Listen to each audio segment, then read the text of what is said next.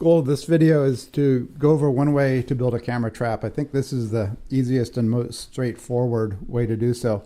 I'm a retired wildlife biologist, and I started using digital cameras for camera traps about 5 years ago. I now have about 27 of them. Well, exactly 27. A friend showed me how to do it. He was doing it for maybe 3 years before I was. I wish I would have started sooner. It's really a lot of fun. This video, unfortunately, is about 30 minutes long, but I covered every step. The editing's a little rough because I know you don't want to watch me spend 20, 30 seconds just to screw a bolt in.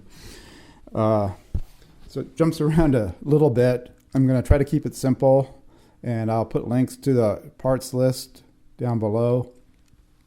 There's a couple Facebook sites pages that are pretty useful. There's a DSLR camera trap images and designs. It's Daryl Dean's page. I'll put a link in there. It's specifically for digital single lens reflex cameras, the regular digital camera that most people are familiar with. There's another good one, Trail Cameras, Photos and Videos. They have a lot of posts that they put up. It's pretty interesting. I'm trying to keep this to show you how to do it with as few tools as possible. It's just about anybody could make it. Some people, I think it's a little intimidating, but it's really pretty easy. And also at the end go over how to hook everything together, which is also really easy. That's what held me back, was trying to figure out how the sensor would work and all that. But you can buy sensors that you can just plug right in, and I'll have links for those as well.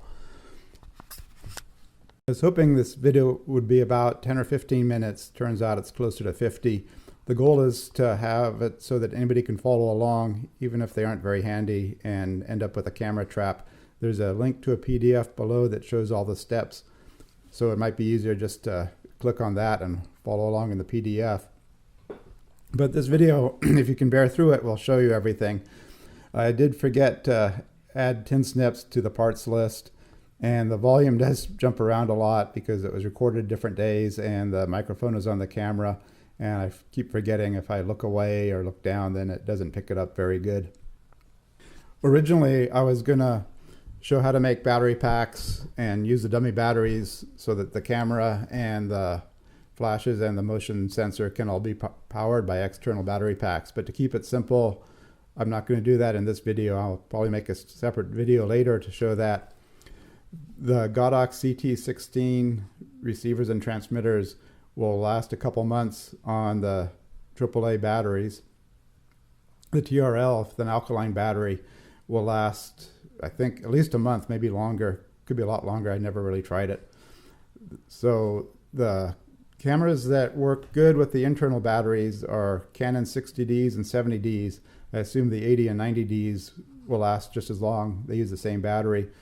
The 60Ds and 70Ds I don't use an external battery pack because those batteries last so long. The TRL, I do use an external battery pack, but an alkaline battery would work fine with those. I'm going to have to duck down, I think. I lost my videographer. She says she's doing homework, but she's playing with her phone. Anyway, I'm going to go over how to make a camera trap. I'm going to make, this one's just going to be a real simple, easy one, and I'll probably make some other ones for more complicated ones, but this one will work, and it's pretty easy and it's pretty straightforward. I've tried a couple times to make this video. I don't have anybody to adjust the camera right now, so hopefully most of this will be in here. Some of them the camera was focusing on the table, so some of the sections are a little out of focus. So this is going to be the simplest setup. There's a TRL motion sensor. I have a dowel in here because I use a dummy battery. Or I use an external battery pack, but I think it'll last a month, maybe 6 weeks on an alkaline battery. This isn't a Godox one, but I've been using Godox CT16s. They'll last for at least 8 weeks on AAA batteries. The other transmitter receivers won't, and I haven't had the Godox very long, but as the Camtraptions ones fail, I'm going to replace them with Godox. So this will send a signal to the flash to fire the flashes. You can have as many as you want. I usually use 2. The batteries in a 60D and a 70D, and I imagine the 80 and 90Ds, they last a long time. I just use the plain batteries. The SL2 battery will last for a 64 gig card, maybe a little longer, but I usually use an external battery pack for that. And I'll make a different video showing how to make it. But for this one, I'm just trying to get everybody started and keep it simple. So you've got your camera battery in here. You have a transmitter that will go to fire the flashes, and then a motion sensor. There's different motion sensors out there, but the TRL seems to be the best right now. Game Watcher worked pretty good. They failed a lot, and I don't think they make them anymore. I use a lot of Movos. I'm not sure if they sell them anymore. The Camtraptions are way overpriced, and they take 6 to 8 seconds to trigger. The Game Watcher Movo and the TRL will trigger the camera almost instantly. And I'm gonna put some settings at the end, and I'll make another video on how to make the external battery connections. At the end I'll give some tips on replacements for the cameras. The best camera to use is probably an old one that you already have that you aren't going to use anymore, or you could get used ones. B&H Photo, Autorama, KEH, Roberts Cameras, they all sell good used stuff. eBay is kind of hit and miss. MPB is another online camera store, but they're really pretty terrible. So, you know, Autorama, B&H, KEH, Roberts, they're all good ones. The Rebel series for Canons, I just know about Canons, but the Rebel series, the T7s and newer, and the SL3s and newer, they got rid of a universal sync pin, which is this 5th pin, the big pin. That's the universal sync pin. You need that to trigger the wireless flashes. Apparently they make adapters for the newer ones. So when you're measuring your case, if you're going to put an adapter on top, you need to take that into consideration. The best cases I found are the Apache 2800s. I've got some other ones I'll show at the end, but the 2800s are big enough that you can miss by a little bit and they'll still work. And this is an electrical junction box here where the lens goes to get it out of the case. And you can get them at any home improvement store, hardware store. Anyway, I did a video yesterday the way I usually do it. I usually use a drill press. I did it by hand to put the 2 holes through it. And it worked by hand, but you need to use vice grips with a chain on or something. So I'm going to try bolting it to a camera case. So I got another case. The Apache 2800. And I'm going to try screwing it straight to the case first, bolting it to the case, and then drilling straight through here and all the way through, and then I'll take it apart and silicone it. And you want to put silicone between the lid. You don't have to be precise. If you don't, these, I saw online, you can get these for like $10. These are Milwaukee, they're closer to $30 in this size. The 4 1/8 will fit a 105 millimeter lens filter that I put on the outside of this. And I happen to have a 4-inch one that I use for the back and into the case. Probably maybe 3 5/8, 3 6/8. Well, probably 3 6/8 might be better. You just need it big enough for the lens to get through. You probably want a little bit of wiggle room, but I had this. And if you don't want to do all the drilling, you can use a jigsaw. Jigsaw you can cut. If you're really good, you could draw a really good circle on this and probably cut through here. You may have a hard time with this. I'm not sure how you do the back. If you could take them apart and had a vise to hold it in, that would work. But if you can cut a really close circle and then use a round file, you could probably get the lens filter in. But you don't have to have a perfect circle. You could cut a square and leave enough to put some glass in with silicone. Any glass store will cut you a little piece of glass. I think they make non-reflective glass. That'd probably be best. I'm not sure if I'm even in this frame. But anyway, so these cases have ribs on them. And for this to bolt tight, we need to cut some of this rib out. This case is big enough that this upper and lower rib, we can place it so we don't have to worry about this. So we want to kind of center it and then mark where we want to cut away.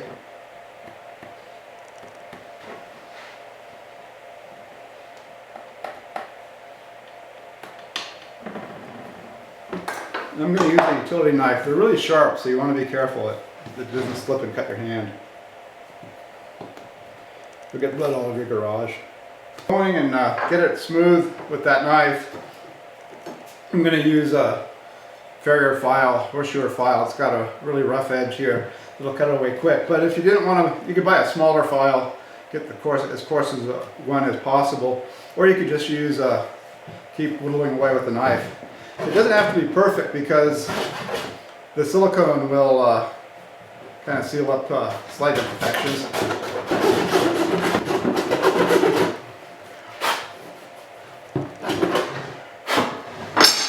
Okay, usually I use smaller bolts to hold this on, but since the drill is probably going to put a lot of torque on it, I'm going to use quarter inch by 1 inch bolts. And when I go through the plastic, usually I want a little snug. I think it helps keep the water out. I'll put silicone over it too. So I'm going to use a 15th 64 inch drill bit instead of a quarter inch. Yeah, the rest of the world's laughing. 15 64ths is kind of a weird way to measure.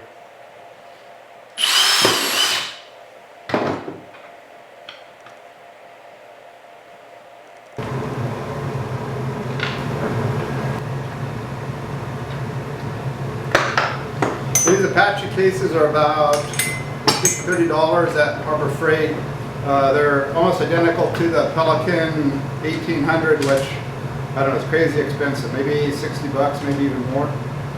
Maybe a lot more, I don't know. They're crazy expensive. So what I'm doing now is obviously just putting some nuts on. You don't want to go too tight as plastic, but you want it pretty snug because that drill bit's could put a lot of torque on it.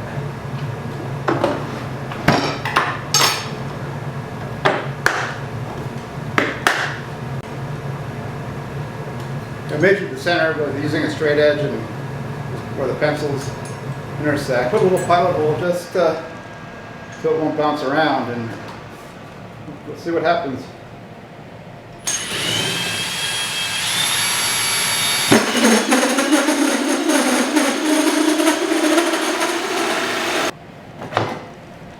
Here we got that out. It wasn't the cleanest. These come with a little foam seal here, but since they come with a foam seal, but since this is so thin, it's going to warp up and won't come down tight. So I just put silicone around there.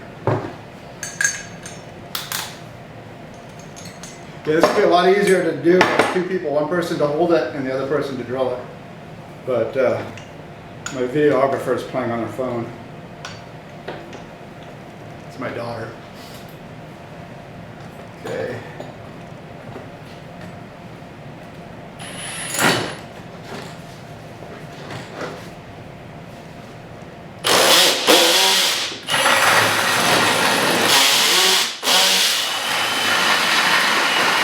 I'm just going to stand on it.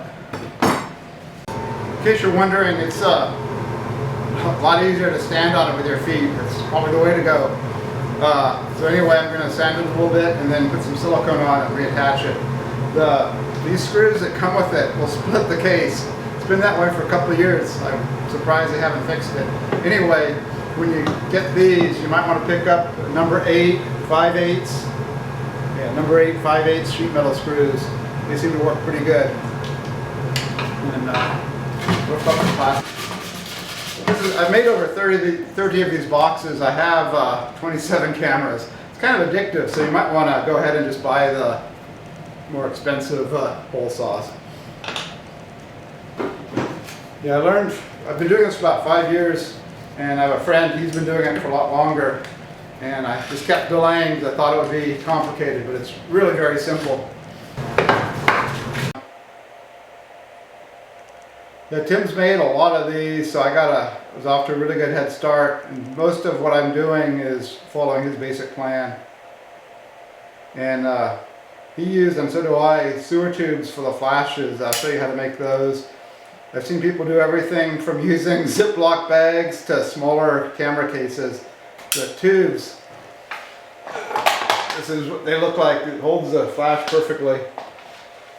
And they're small and you can put them on limbs easily and try to get a good angle. This tube's almost getting empty. Silicone comes in different colors. You know, the bigger hardware stores will have all the different colors. Home improvement stores. They make a flat paint that I paint the outside. It comes in a lot of different colors. You can, here's what it looks like. You can get it at Home Depot, Walmart, Lowe's. It's cheaper there than online. I use kind of an olive drab, and then I usually take some black paint to break up the lines a little. Probably doesn't matter too much. They make a whole bunch of different colors, so if you live in a different color environment, you might want to do that. Kind of match it a little bit.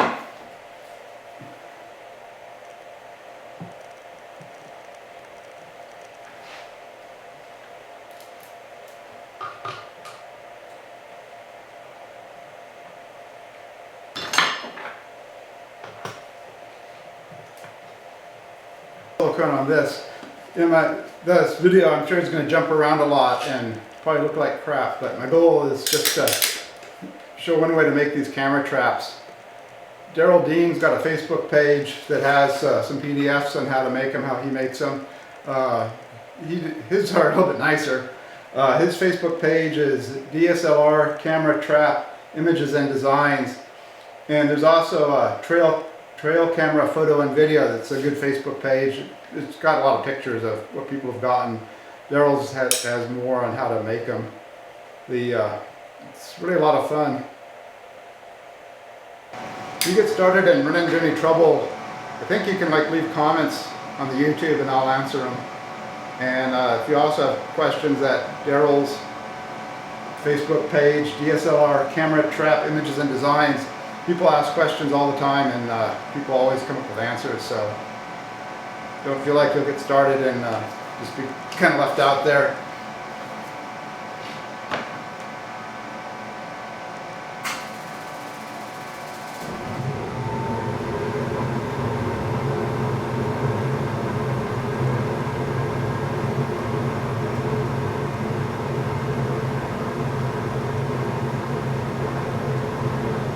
I was a wildlife biologist for, I think, 34 years while working for the Bureau of Land Management. I worked for a couple of game departments before that, seasonally, and I've seen mountain lions maybe 7 times, maybe a couple more.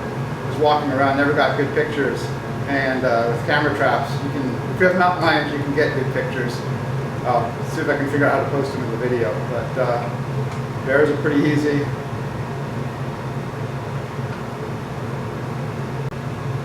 Sorry, just kind of smoothing it out a little bit. Need to put the bracket in.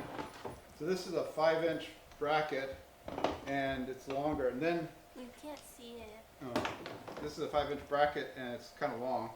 Okay, the hole or the threaded part on the camera is often not centered. So when you place this, you need to take that into consideration. This one is pretty forgiving. You also need to make sure you have enough room for your transmitter up here.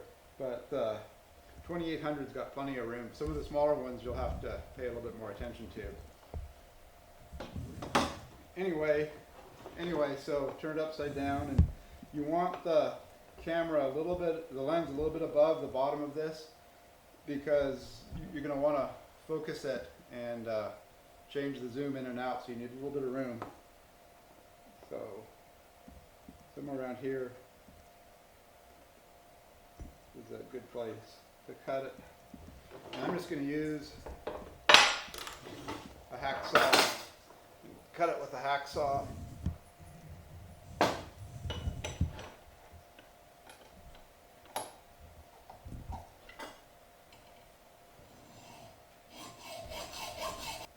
Okay, I've cut it down to the size. Depending on the box, you may have to cut this edge off too, but in this case, there's enough room for it to fit, so we don't need to cut that. And then the camera is offset a little. You can't see it. So for the camera to be lined up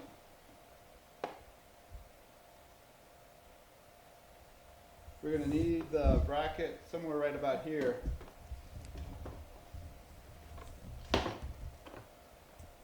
So you can't see it, but sometimes you have to drill new holes in the bracket. This time we don't. It's lined up really good. So I'm just marking the center of the holes where I want to drill a hole through.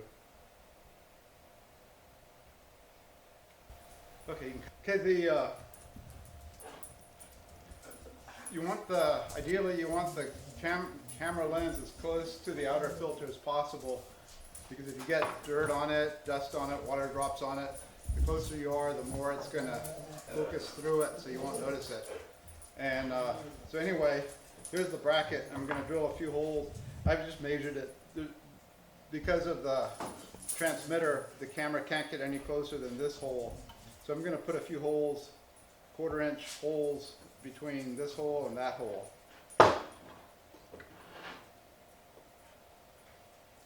We got to attach the bracket and the junction box. I'm going to use number 10 32 by 3/4 inch screws. You can use bigger ones. These seem to be good enough if they're not really holding much weight. And I marked the holes for the bracket.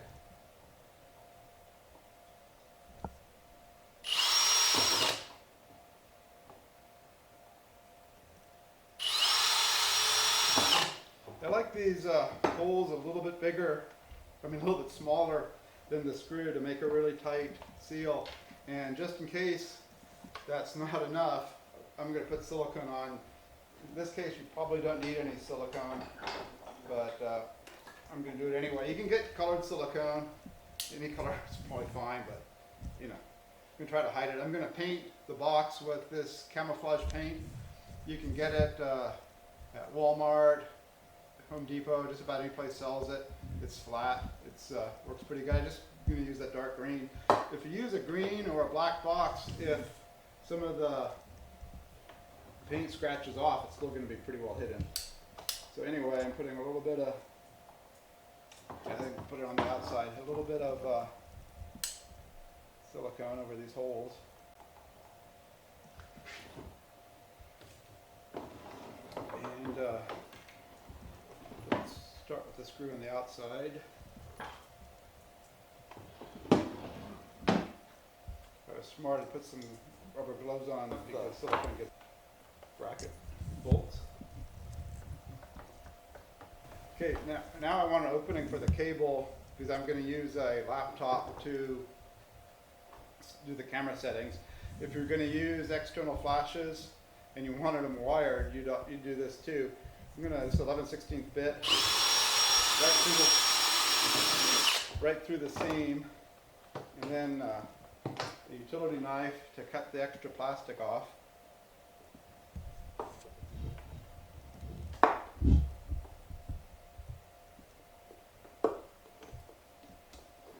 And you don't want it too tight because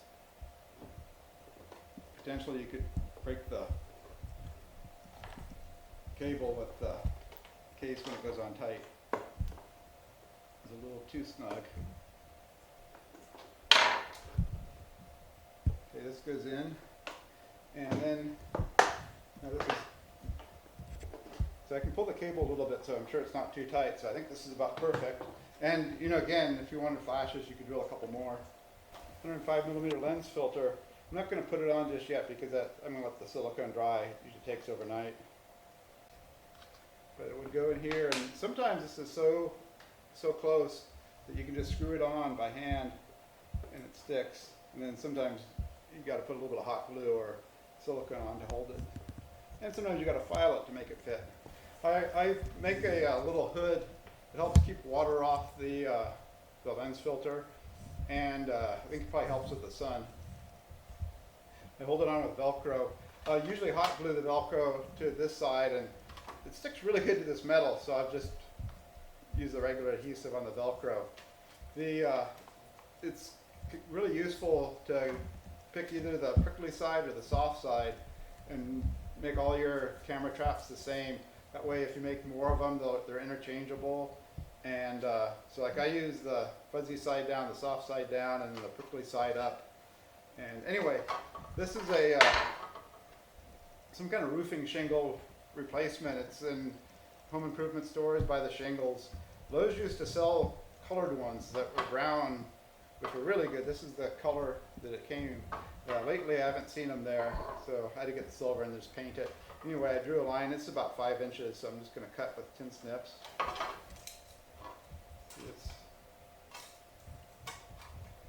It's about 4 inches, so I'm just going to, on the edge of this table, I'm just going to bend it over about 4 inches.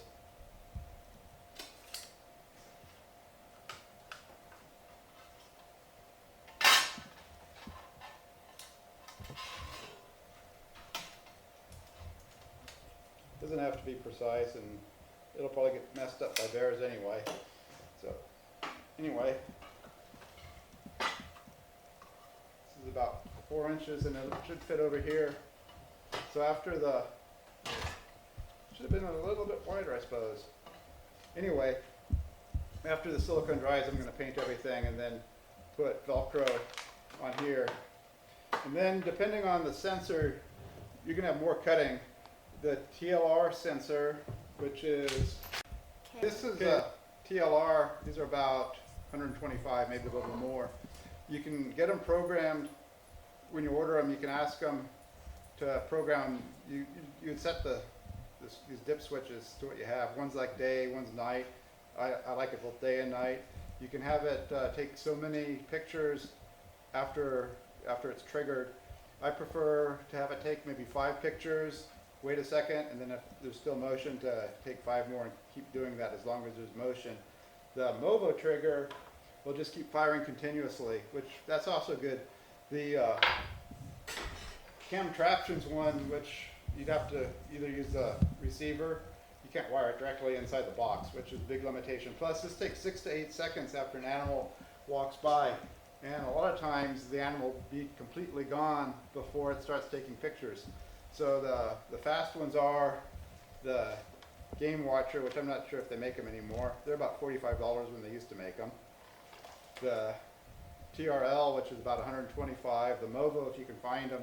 I bought one used off eBay for $50. There may be a place in Denver or Colorado that still sells them. I'm not sure. Anyway, for the TRL, you'll drill this big thing. You're going to have to cut some of these ribs. If you drill a lot through here, that'll save you a lot of cutting. And then, you know, they get linked. The TRL, it takes both a 2.5 or a 3.5 audio jack, and then the camera, Canon cameras, well, most of the Canon cameras take a 2.5. The 50D and I think the 40D, they take some weird one. I'm not sure what Nikon does. The Game Watcher and Movo, the Nikon ones and the Canon ones both work on Canons, but I hear that the Canon ones won't work on a Nikon. So when you order these, you got to specify what kind of camera model you're going to be using. And so this will go probably in here, probably here, whichever side has the most You room. can't see that part. Oh, probably on this side it's got more room. And the camera, and then you can use a 1/4 by 20 by 1/2 inch thumb screw to hold the camera. But you're going to have to put a bunch of washers in. Lately I've been using these camera thumb screws, which work really well. They come with rubber washers. You put one on top, and then it actually holds the thumb screw in whatever hole you want it, and then you can tighten them down pretty good. And that's about it for the case. Okay, this I painted this. This was the box I was working on before. This is where I bolted the junction box to the case and just drilled straight through. You might be able to get away with using that same 4 1/8 inch hole to go through, but it's kind of tapered, so I'm not sure if there'd be enough room here for the silicone. There probably would. I prefer to use a smaller one, but anyway. So this goes in really easy. It has a daylight switch here. This is a little sensor for it. I emailed Ben, who sells these now, and he said, I asked him if I could cut it off, and he said you could remove it. I'm not sure if he meant unsoldering or just cutting it. But you can bend it down and it'll be out of the way. This is if you want it, you can have it go on just at day or just at night. I always want mine 24 hours a day because a lot of the animals like mountain lions are more active at night, but they're also active at day, and you wouldn't want to miss a cool picture. He has a little template you can print out on, you know, how to place it, but I think I'm gonna, this is the wider side of the box. So I think right in here looks pretty good. I'm gonna have to clean this up a little bit like we did on the other one so it makes a tight fit. This, if you want to have your little daylight sensor, you drill, I think it's a half, it'll be in the instructions, I think it's a 1/2 inch hole here. And then he has a little threaded plastic cap that goes over that, so then you gotta get a tap. And since I'm always gonna use I always want day and night on, I'm just gonna bend it down. He said if you remove it, you have to have, I think, at least the day switch on.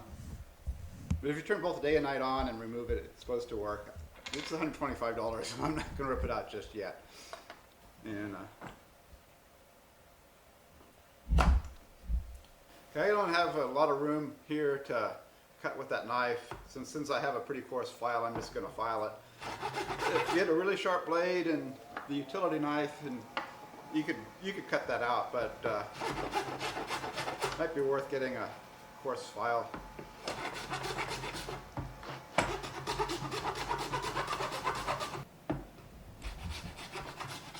Okay, this is cleaned up pretty good. I'm not going to actually silicone it in right now because it's pretty cold in the garage. I'm going to show you how to do the rest of the stuff on this. I'll do it in the house later. What you would do is put a little bead of silicone, around this opening, and then you stick. Okay, you're gonna want to attach it to a tree. I mean, some of mine I just have wedged in by rocks, but ideally you attach it to a tree just so bears don't move it around. And other things can move it, but bears are the worst. And this is just some strapping with holes in it. I got this at Home Depot. You can probably get it almost anywhere. And cut it to the length you want, and then you can just bolt it to the case. And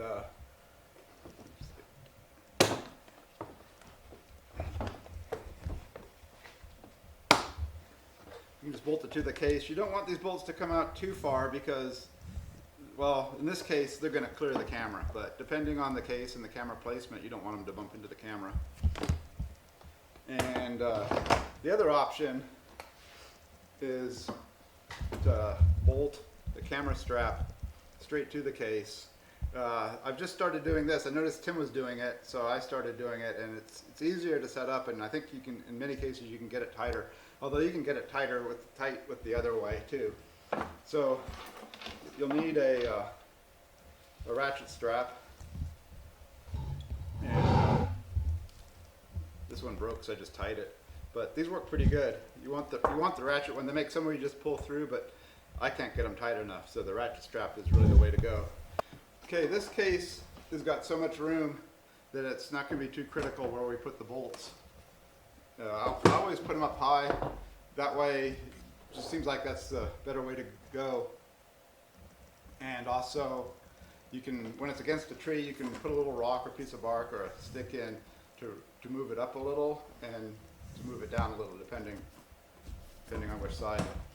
And so we're going to drill a hole through the case so we can attach this strap, and then I think I'm just going to use two fender washers on this one. And I think this is a 15/64 inch drill bit. It's a little bit smaller than the 1/4 inch bolt that I'm going to use.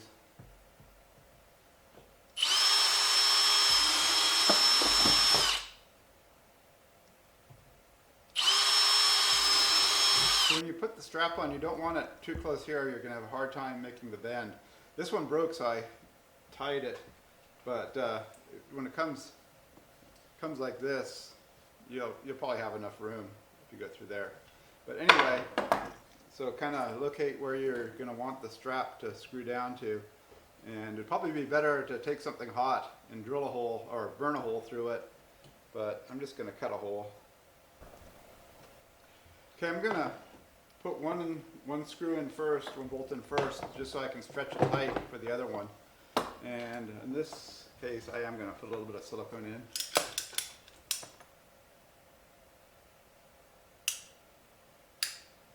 Okay, so we've got the fender washer. And I'm going to put a tiny bit of silicone in here. Can you see, Logan? No.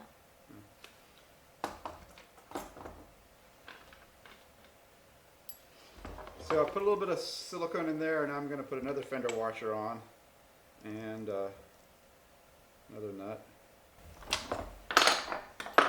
Okay, now we've got the strap attached. So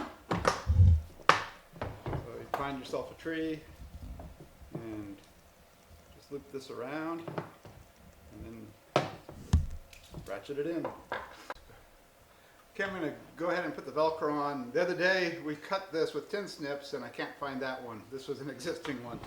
So this one, on this one, the prickly side, be consistent, either fuzzy side down or prickly side down, just so you can interchange them, because it's addictive and you'll probably end up with a lot of these. So on this side, it sticks pretty good, so I just glued the prickly side straight to that. The Pelican case, and well, this is Apache, they've got something in the material that doesn't stick very good. I've tried a bunch of different adhesives and the backing on the Velcro, and none of it really sticks very good. So I put it on with hot glue, and hot glue really seems to help hold it at $30 or less, and cools off pretty fast too. So I put it on both sides, put some on the surface that I'm gluing it to, and then a little on the Velcro.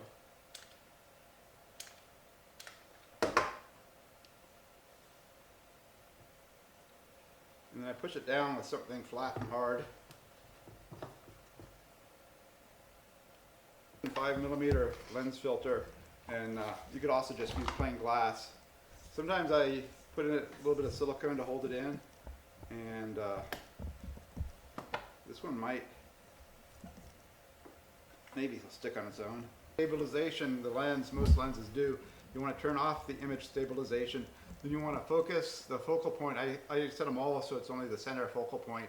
Focus the camera where you hope the animal will be, and the depth of field, meaning the part that's going to be in focus, is greater behind the focal point than in front. So if anything, focus it a little closer than you think. And then once it's focused, turn the autofocus to manual focus. You don't want it to accidentally start searching for a focal point and either get out of focus or not fire because it can't be focused. I'm going. Okay, good.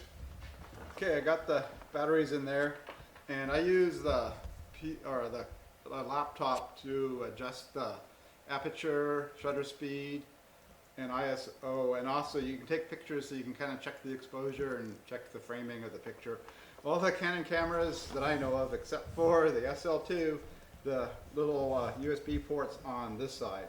But anyway, that one's in, and we've got, it's always a good idea before you leave, after you set up, to make sure, like, hit the motion detector, and if the flash is fired, then you know everything's working right. You don't want to come back in a few weeks and find out that something wasn't plugged in right. Here, the cable goes there, and the box gets closed up, and then this helps keep rain, and I think it helps with the light off that. And pretty much, I used to put plastic bags over these and rubber band it and all that, but they seem to take moisture okay. I mean, they might corrode after a while, but it doesn't seem to affect it. And that's pretty much it. I'll go over how to make a flash tube next. And anyway, good luck. First do when I get a used camera is clear all the previous settings. I shoot in camera raw. It's the best way to go because the exposure is going to be off a lot, and camera raw will record all the information. You'll need like like Photoshop Elements, Photoshop, and there's a lot of other softwares out there that'll open a raw image and you can adjust it and save it as a JPEG. If you don't want to go that way, then shoot in the highest JPEG that it'll allow you to do. Hopefully these settings are going to be able to, you'll be able to see them. So I go to, when you're actually in the camera, you want to have the image stabilization on the lens if it has it turned off. Otherwise, if it's in a tripod, which the box is equivalent, I guess it picks up some of the vibration.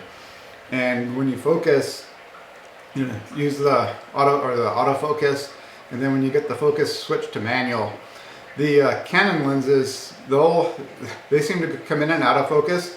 I had a friend, he would tape, after he got it focused, he would tape the lens, and he had pretty good luck. I have a few Canon lenses that don't go in and out of focus, and the rest I've been using Sigma and Tamarind. And for the focal point, I just set it to one focal point and focus a little in front of where I hope the animal will be, because the depth of field's greater behind the focal point than in front. And so anyway, here's, hopefully you'll be able to see it.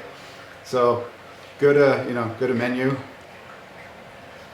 and there, I just clear everything, and then you have to put your date back in, and then you have to put your date back in, and then you want the camera to go to sleep as soon as possible, and you also don't want the screen to display, because you don't need it. You can always hit the playback if you want to look, but you don't want to just, it'll drain the battery if it's on and off all the time. So then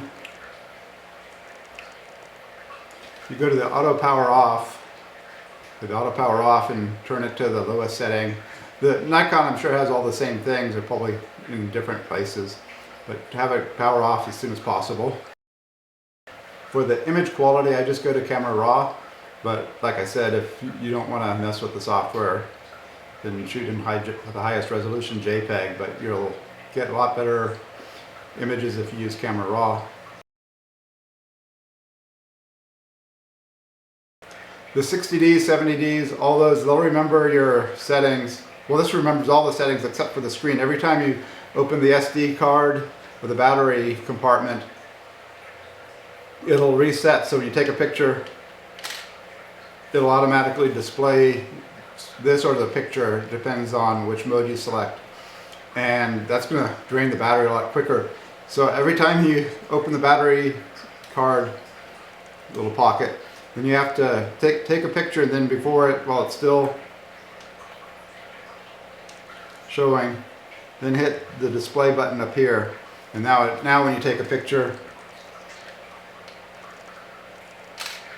nothing happens. Okay, I'm gonna go over how I put the flashes out in the field. I've heard some people use Ziploc bags, but I use the sewer tubes. This was Tim's idea.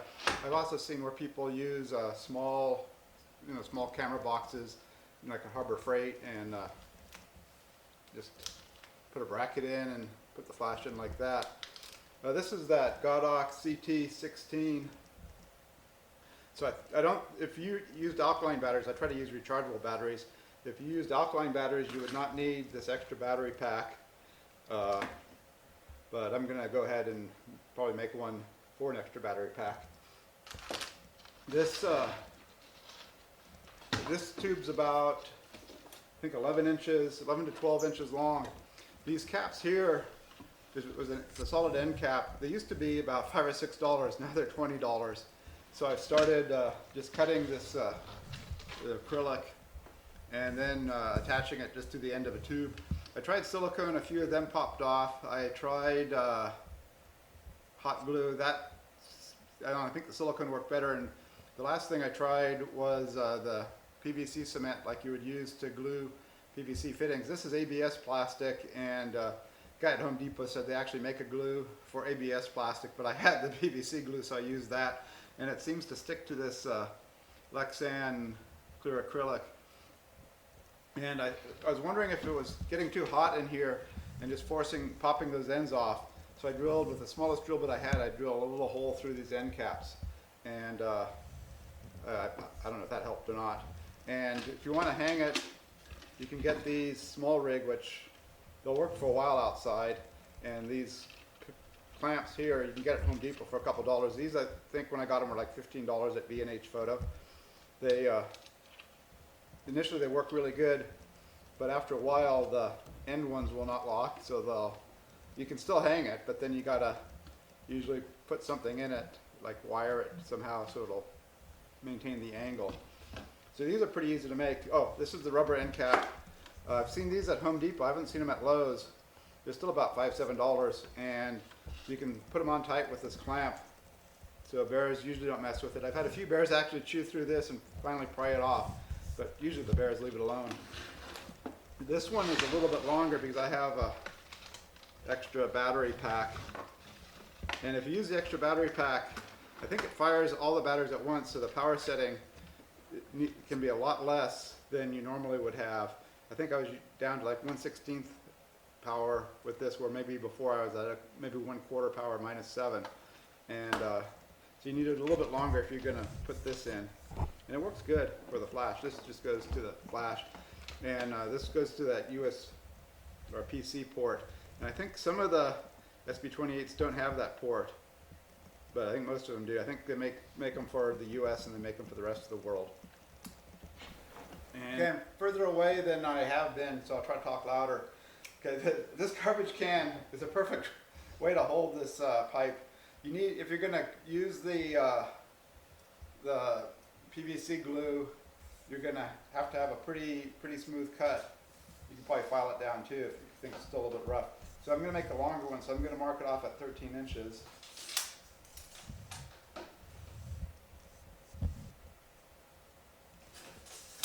If you have a cutoff saw or a table saw or something, it'd be probably better to cut it on that. But if not, you can certainly cut this ABS plastic with just a regular saw.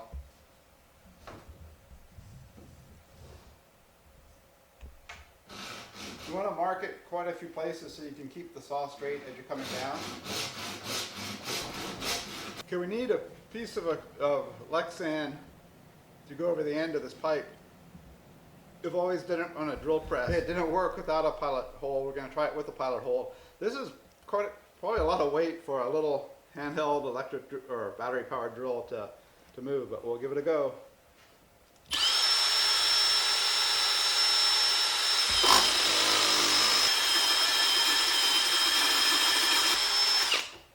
Okay, it'll work with this. You just got to take your time and let the drill kind of go in slow. This is an old drill. A newer one might have more power and just pop right through. I don't know.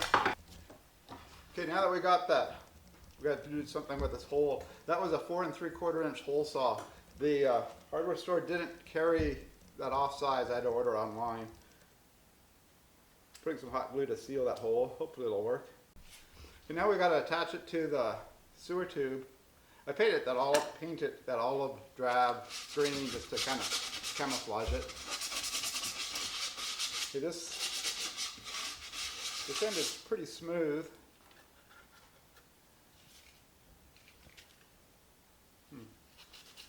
Yeah, I just pulled the center. Ready? Okay, the hot glue's cooled off on the hole in the center, and take some of the primer for the PVC glue.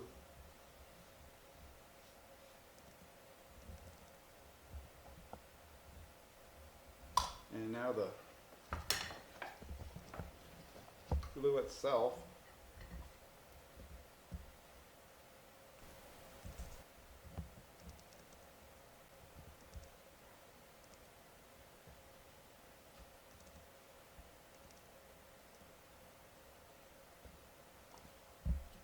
It was a 4 3/4 inch, I think I said 4 3/4 inch hole saw that drills out that hole pretty much perfectly.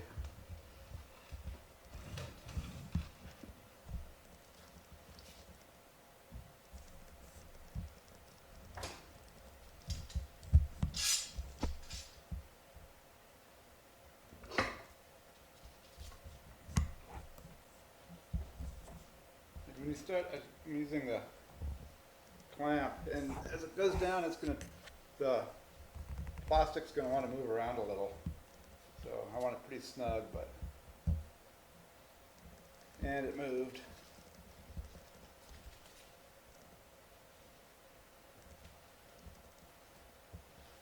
I think this is going to have to do. And that's about it. The ground, the problem with that is if there's a rock or a tree right behind it, you're going to get a pretty contrasty shadow there. Or if you put these, the pinchy thing at Home Depot is only a couple dollars.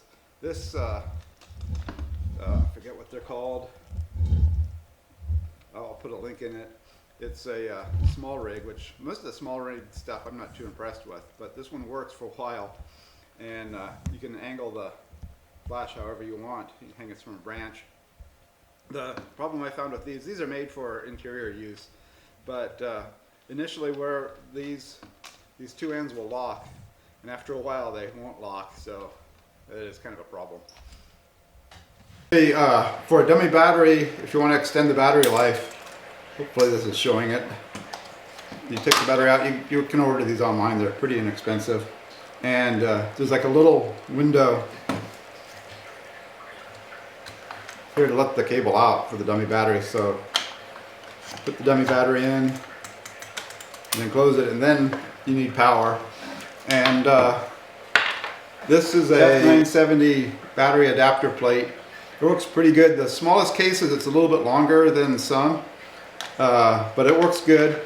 And some of the dummy batteries come with this 3.5 millimeter barrel adapter. So I just plug into here. I had to solder this in. There's a lot of videos on soldering, so I won't get into that. And you can buy that shrink tubing. It's pretty cheap on Amazon. It's a lot easier than taping. Bottom, but these plates, the F970, they work really good. They're about $20. You can unscrew the back, and the original wires go to some sort of wall charger. So I cut them off, as leaving as much of the wires coming from the plate as I can, which isn't a lot on this. And you don't want to pull too hard because these pins might move around. Anyway, so you want to remove the insulation, and then you can get these little barrel plugs. I think it's 3.5 millimeter, and I usually cut back further from here and then solder this. You can get the shrink insulation from like Amazon. It's pretty cheap, and it's a lot handier than taping. But anyway, you do that, and I put a little bit of hot glue just to kind of secure it. You do that, and that works great. Oh, these things are from small rig. They'll drain your battery. I mean, all these fit like a Sony battery, camcorder battery. But these drop power the whole time, and I've had them run down these batteries in a week or so, and I've had them ruin these batteries because these aren't the best batteries to start with, but it would drain it all the way. So I'd steer clear of these. And these ones don't draw any power, which makes them great. For camera traps, you're likely going to crop more than you normally would, so sensor size is going to be important, and the newer cameras generally have more pixels and better sensors and processors. So a SL2 is probably better than a 70D because it is a newer camera. Settings, you're going to want to have the camera set so that you'll get a decent picture in daylight and a pretty good picture at night with your flashes, because that's when you're more likely to get more interesting animals. The smaller the aperture, the greater the depth of field, but you also lose a lot of light. Generally, I have them set for the trail cameras around 7.1 to 9. For the shutter speed, I usually have it at 1/200th of a second.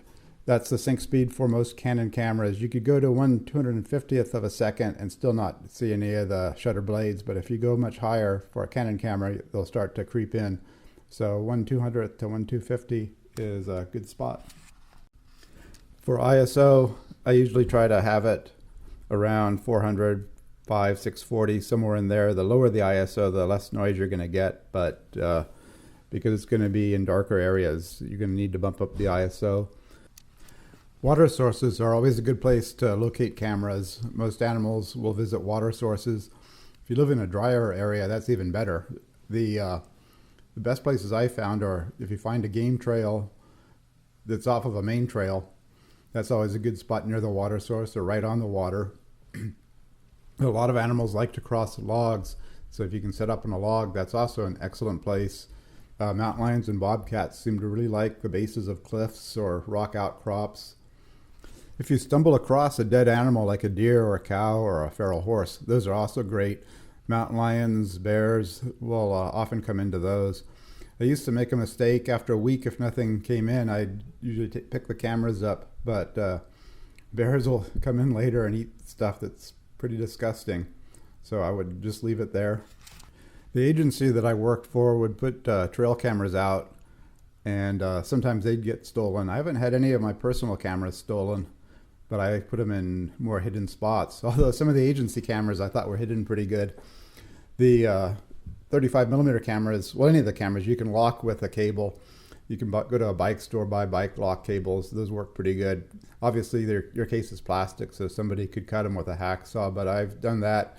Every once in a while, I get pictures of people on my cameras, and nobody's stolen my personal ones yet, fortunately. The flashes make them kind of visible, so I try to point flashes away from a trail and try not to have them where people would see them from a long distance. If you can find good tree cover, they should be pretty well hidden in there. If you made it this far, thank you. And if you found it useful, please like it. I'll try to get some better videos out there. Anyway, have a good day. Bye.